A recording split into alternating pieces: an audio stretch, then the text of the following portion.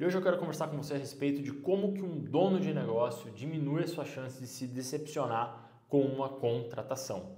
Muitos donos de negócio se decepcionam, contratam uma pessoa e aquela pessoa que era desconhecida se torna um colaborador indesejado. A contratação não funciona e ele não sabe dizer o que aconteceu. Ele seguiu o processo seletivo da empresa de RH, ele fez uma ficha de contratação, mas não deu certo. O que será que aconteceu nesse momento? É sobre isso que nós vamos falar e também, ao final do vídeo, eu vou mostrar como que você pode, se você é dono de um negócio que está fazendo o seu negócio crescer, como que você pode aumentar as chances para você ter uma satisfação na hora de contratar e manter uma relação sólida de trabalho, beleza? Se você ainda não me conhece, eu me chamo Lucas Vercelino e eu sou fundador da Decision Pro, uma empresa que treina empresários e donos de negócios que estão começando a escalar, a trilharem relações sólidas de trabalho, porque a gente sabe hoje que a grande dor tem sido manter um bom colaborador. E aí a gente ajuda isso nos processos seletivos, nas contratações, em criação de sistemas de treinamentos progressivos dentro da empresa e tudo isso ajudando os donos e os seus líderes a tomarem melhores decisões que vão fazer o negócio escalar de forma enxuta e altamente rentável. Então, nesse momento, a gente precisa ter claro, falando agora de a decepção com a contratação, que a forma como as contratações vêm sendo feitas hoje no mercado, elas não estão levando em consideração uma coisa que a gente chama de compromisso.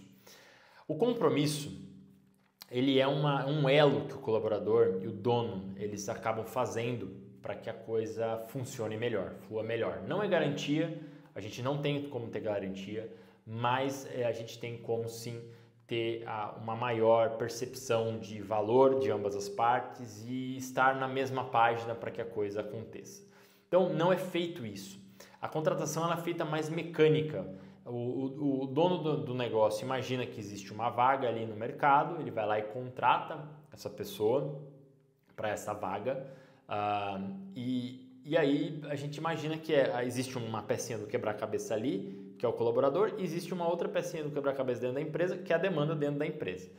Só que hoje, no mercado mais dinâmico, em empresas que estão se estruturando, não há tanta estrutura sólida assim para receber um colaborador. A empresa demanda uma versatilidade maior, uma dinâmica, um dinamismo maior por parte do colaborador. E muitos colaboradores chegam dentro do negócio e não veem estrutura, não conseguem se apoiar em lugares para crescer, porque a gestão da empresa é muito desorganizada. O colaborador chega e ele fica meio sozinho, ele tem que meio que se virar ali para poder achar onde estão as coisas dentro das pastas do drive da empresa, ele não sabe exatamente em qual projeto ele está e muitas vezes a gente começa com problemas aí. Uma decepção na contratação pode ter a ver com a gestão, tá? Uma decepção na contratação pode estar ali associada com a falta dele, não com a gestão, com a falta de gestão do próprio dono, né? Ele não tem um sistema ainda e é parte do negócio, ele está estruturando o negócio dele para crescer. Então a primeira coisa ele precisa ter uma gestão descomplicada dentro da empresa para que ele consiga se comunicar de forma efetiva acerca das prioridades, de como que ele vai transmitir esse conhecimento ao longo do trimestre para o colaborador e de como que ele vai esperar que o colaborador cresça, ok? Um outro ponto muito chave aqui que gera muita decepção é porque não é feito qualquer tipo de experimento para compreender como que aquela pessoa age, né? A gente vê que em processos mais complexos de RH, de empresas grandes, são feitas dinâmicas onde o colaborador é observado, o jeito que ele age, são feitas situações imaginadas ali. Tudo isso vamos dizer assim, há margem para se acertar e errar no mercado de trabalho mais estruturado, porque a empresa normalmente já tem um bonde andando lá, já existe ou melhor, não é nem um bonde andando, mas já existe uma estrutura mais sólida de negócios ali. Só que numa empresa pequena, em que o dono ele cuida da maior parte das ações ali, ele tá sempre à frente do negócio, não há tanta essa estrutura clara ali, departamentos que vão receber esse colaborador. Então, não dá também, o dono também não tem como ficar errando, não dá para contratar 3 pessoas e ver qual vai ficar, não há orçamentos maiores acerca de contratação. Então, o que o dono precisa fazer? Ele precisa também ter um experimento. Eu vejo que muita gente contrata sem fazer qualquer ação de compromisso e porque cometem alguns desses erros. Primeiro a gente já ouviu falar aqui de pessoas, né? A gente já atendeu pessoas que resistiram a implementar os processos seletivos que a gente ensina, o modelo de processo seletivo que a gente ensina, por achar que tem muitas perguntas. Então veja bem, qual que é o problema de ter muitas perguntas? Primeiro, muitas perguntas, quantidade infinita de perguntas, se tiver muitas perguntas e essas perguntas não forem as corretas, alinhadas, tá errado, né? A gente sabe que não é esse o ponto. Mas a gente coloca um conjunto considerável de perguntas assertivas para entender como que aquele colaborador vai responder e se ele vai ter determinação para responder, né? A primeira coisa. Então, quando o dono se questiona do número de perguntas, ele muitas vezes é aquele tipo de pessoa que não gosta de se indispor. E ele vai ter muito problema dentro da empresa porque ele vai atrair um monte de gente que é estrelinha, que não tem paciência para responder, que não reflete para responder. Então, se o dono quer ter um pensamento mais autônomo, mais crítico, que quer colaboradores que tenham um pensamento mais autônomo, mais crítico, ele vai precisar, sim, desde lá do processo seletivo, engajar as pessoas em perguntas a respeito do que, como elas resolvem problemas, de como que ela pretende resolver um determinado problema naquela área e também gravar um vídeo, por exemplo, pedir uma ação maior. É claro que em cada processo seletivo a gente ajusta as demandas ali, o tipo de entregável, né? Mas a regra básica é a gente coloca um número considerável de perguntas ali para entender o máximo de coisas e que a pessoa consiga ter um panorama mais rápido ali, né, mais estruturado do padrão de conhecimento daquele colaborador, ok? Uma outra coisa que é muito vital nesse momento é que o dono do negócio ele passa também a precisar também ter uma clareza do que ele precisa. Muitos donos de negócios não conseguem ter as perguntas ali, elaborar perguntas corretas porque não tem clareza do que precisa. Muitos donos também contratam sem saber necessariamente quais são as especificações do cargo. É natural que o dono de um negócio não vai ter todas as respostas a respeito de um determinado cargo. Então ele não sabe muitas vezes o que perguntar. Neste caso, ele precisa usar o ChatGPT, que o ChatGPT pode ajudar bastante, ou contratar um consultor de uma área específica para ajudar ele a entender o que é mais essencial, o que é maior prioridade. Eu digo assim, de repente ele precisa de uma pessoa fazer uma contratação para suporte, ele nunca deu suporte, ele sabe o básico. Pesquisa na internet quais são os principais requisitos sobre uma contratação de suporte, o que é determinante, quais são os principais erros nessa área. E aí sim ele vai lá e faz a contratação, ele faz o processo seletivo em cima disso. Só que ainda mais, tem mais uma coisa que o dono não tem clareza do resultado esperado, não só do que vai ser feito, ele não tem clareza de como que ele vai medir a performance. Então, novamente, o dono, antes de executar qualquer processo seletivo, ele precisa ter clareza do qual que vai ser o resultado esperado nos primeiros 3 meses, ok? Isso é vital, é uma coisa muito essencial para que o dono consiga fazer uma contratação assertiva, acertar na contratação, ter clareza no que ele está contratando, beleza?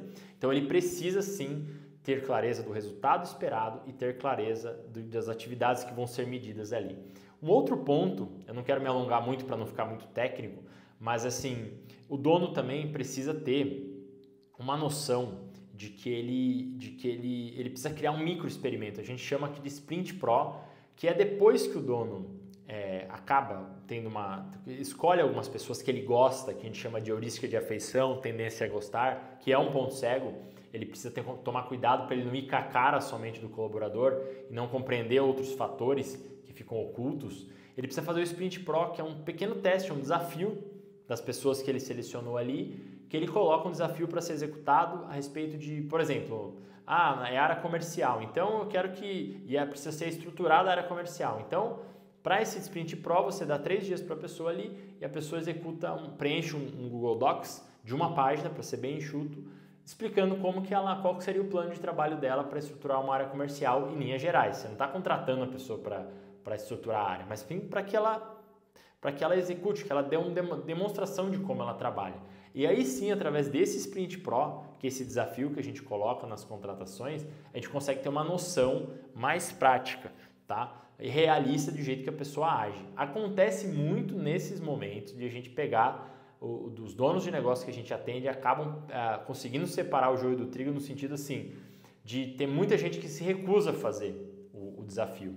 Se recusa a fazer o Sprint Pro porque eu não gosto de fazer processos seletivos, eu acho que dá muito trabalho, eu acho que você não confia em mim e assim por diante. A gente já viu cada contraponto aí dos candidatos.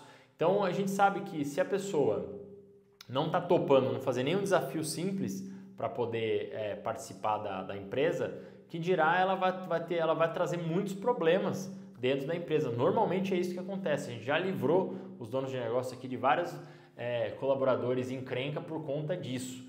E uma coisa também que eu quero que você tome atenção para finalizar, é fundamental também cuidado com o excesso de confiança nas reuniões. Tem donos de negócios que fazem aquelas perguntas, se vocês estiverem em uma ilha deserta, como que você agiria? Aquelas reuniões de dinâmica, lúdicas, para tentar extrair algo do colaborador, que na verdade, não funcionam muito bem na prática. As pessoas são boas em mentir a respeito da própria performance. Todo ser humano é muito bom em se exaltar. Então não é um bom critério utilizar se você gastar muito tempo em reuniões para fazer esse tipo de teste ali, para avaliar se você vai contratar ou não. Usa o desafio. Então cuidado para não usar com excesso de confiança as reuniões também de contratação que gastam tempo precioso do empresário e que podem ser feitas de forma muito mais enxuta, batendo o olho ali 5 minutinhos para você fazer as perguntas principais a respeito de qual é o ambiente de trabalho da pessoa, se ela está alinhada com o cargo e que daí você já encaminha para o Sprint Pro para ver como ela realmente vai agir e depois, é claro, para uma entrevista de aliança que a gente chama,